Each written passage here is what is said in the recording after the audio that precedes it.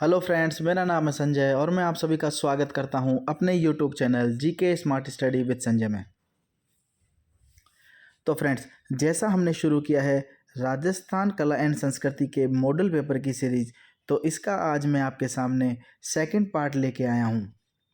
प्रश्नों की क्वालिटी वर्तमान में होने वाली परीक्षाओं के समकक्ष रखी गई है, जिसका बेनिफिट आपको आगे आने वाली एग्जाम्स में देखने को मिलेगा।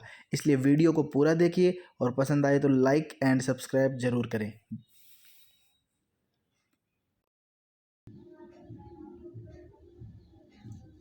शुरू करते हैं। हमारा पहला प्रश्न, वह दुर्ग जिसके चारों ओर खाई होती है वह दुर्ग कहलाता है। तो हमारा सही जवाब होगा ऑप्शन 2, पारिक। ठीक है ना, तो यह हमें ध्यान रखना है।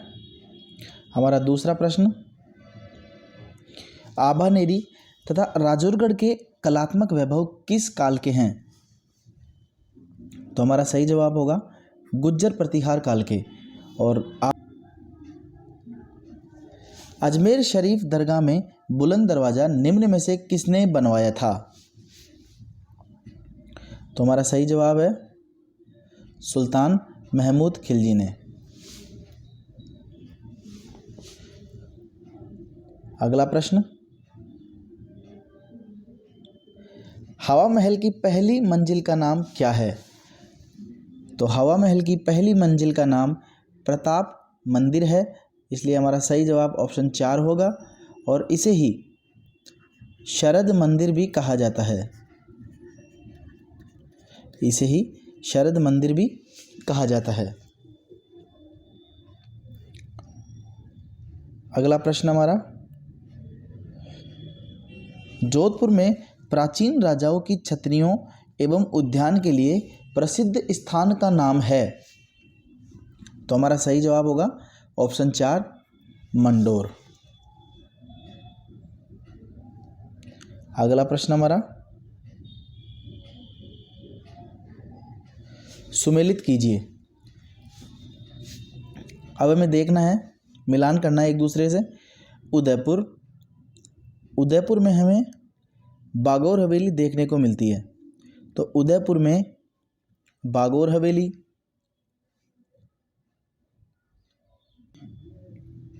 जैसलमेर में सालिम सिंह की हवेली, जैसलमेर में ही नथमल की हवेली, और फलोदी में लाल चंद ढड्डा की हवेली। इसलिए हमारा सही आंसर होगा 2 4 1 3, 2 4 1 3। ऑप्शन 3 हमारा राइट आंसर होगा। अगले प्रश्न में चलते हैं। हाडी रानी की बावड़ी में हाडी रानी की बावड़ी स्थित है। तो हाडी रानी की बावड़ी टोडा रायसिंह में स्थित है, तो यह हमें ध्यान रखना है। हाडी रानी की बावड़ी, कभी कभी टू द पॉइंट प्रश्न भी पूछ लिया जाता है।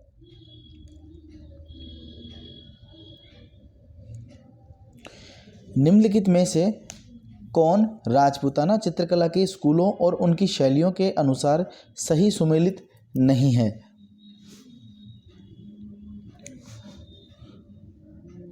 मेवाड़ स्कूल, नाथद्वारा और देवगढ़ शैलियाँ।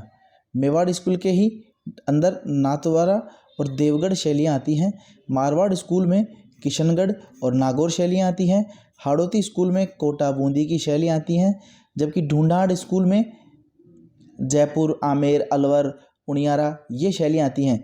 चावंड और उदयपुर शैलियाँ हमें मेवाड़ स्कूल में ही देखने को मिलती है। इसलिए हमारा राइट आंसर क्या होगा, जो सुमेलित नहीं है, ऑप्शन 4। अगले प्रश्न में चलते हैं। निम्नलिखित में से कौन सा कला प्रमुख केंद्र युग्म सुमेलित नहीं है। तो देखते हैं।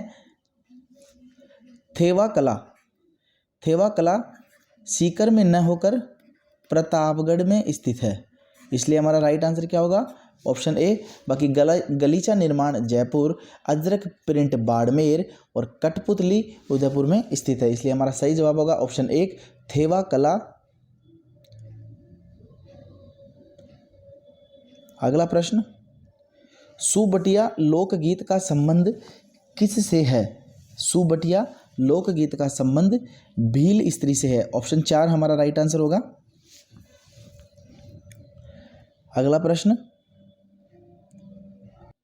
मुंह के द्वारा बजाए जाने वाले वाद्य यंत्रों में निम्नलिखित में से कौन सा नहीं है? तो हमारा सही जवाब होगा रवाज। रवाज मुंह के द्वारा नहीं बजाया जाता है, बाकी सब मुंह से बजाए जाने वाले वाद्य यंत्र हैं। ठीक है, तो ये हमें ध्यान रखना है। अगला प्रश्न, निम्न में से कौन सा मात्र पुरुषों द्वारा किया जाने वाला नृत्य नहीं है? तो देखते हैं, गैर नृत्य पुरुषों द्वारा किया जाने वाला है, ढोल नृत्य पुरुषों द्वारा किया जाने वाला है, अग्नि नृत्य पुरुषों द्वारा किया जाने वाला है और लूर नृत्य महिलाओं द्वारा किया जाने वाला है। तो हमारा सही आंसर क्या होगा? लूर नृत्य, ऑप्शन 3। अगला प्रश्न, जय दयाल सोनी और चेतराम संबंधित है। तो एक कलाकार हैं, किस खेल से ये संबंधित है? तो जय दयाल सोनी और चेतराम तुर्रा कलंगी ख्याल से संबंधित है। हमारा सही जवाब होगा ऑप्शन 1, तुर्रा कलंगी ख्याल। निम्नलिखित में से कौन सा संप्रदाय निर्गुण भक्ति संप्रदाय नहीं है?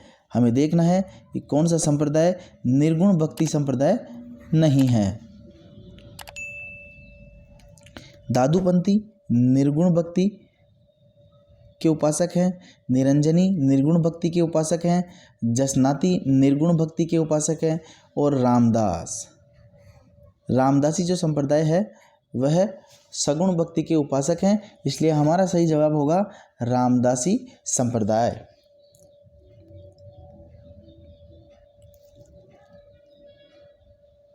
अगला प्रश्न, निम्नलिखित में से कौन सा युग्म लोक देवता और उनकी माता से सुमिलित नहीं है?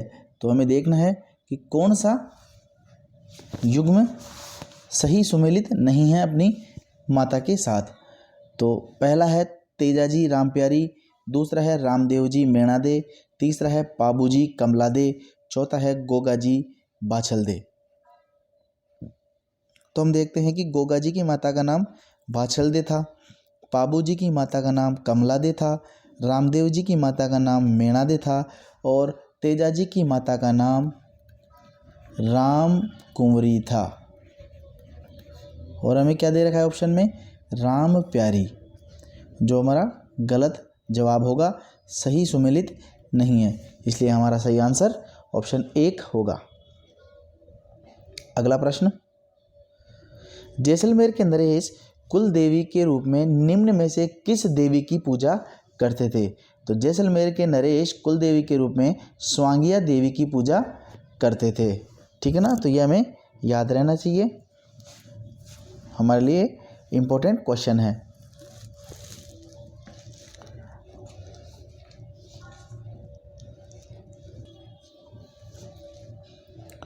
हमारा अगला प्रश्न,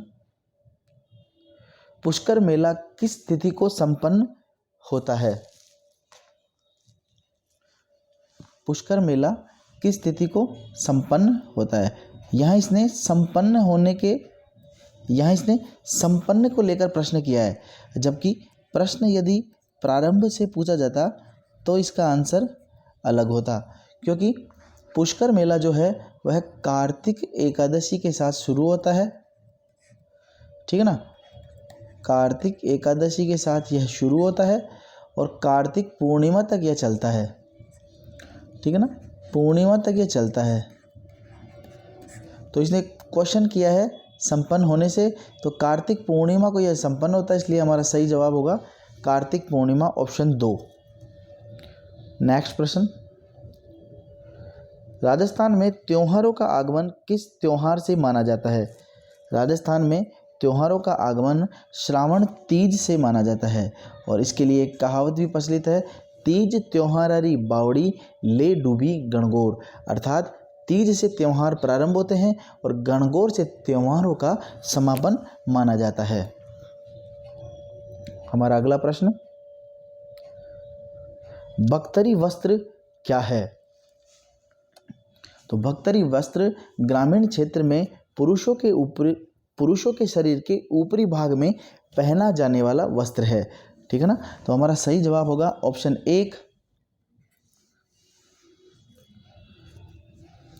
एग्जाम में यह प्रश्न काफ़ी बार पूछा जाता है, तो यह हमारे लिए इम्पोर्टेंट क्वेश्चन है। ठीक है ना। तो ये इसका थोड़ा ध्यान रखना है। थेड्यो आड़ नामक आभूषण महिलाओं द्वारा कहाँ धारण किए जाते हैं?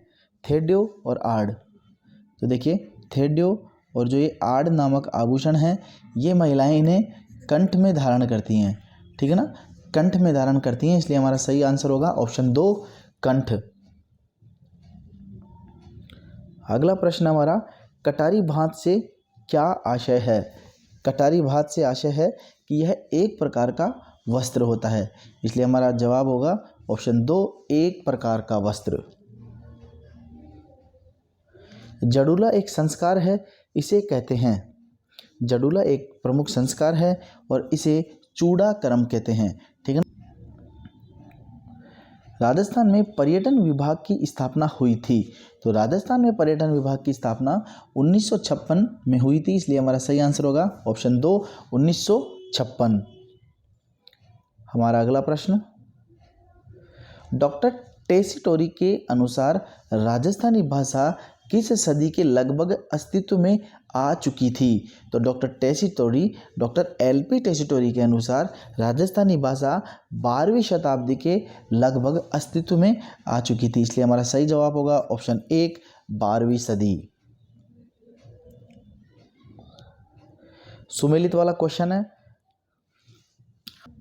जयानक का जो ग्रंथ है वह है पृथ्वीराज विजय। ठीक है ना।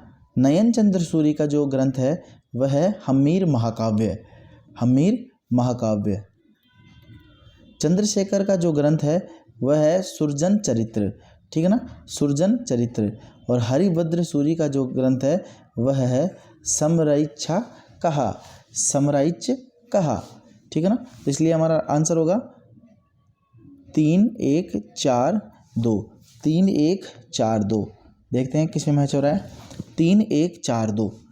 3 1 4 2। 3 1 4 2 यहाँ मैच हो रहा है, इसलिए हमारा सही आंसर होगा ऑप्शन 2।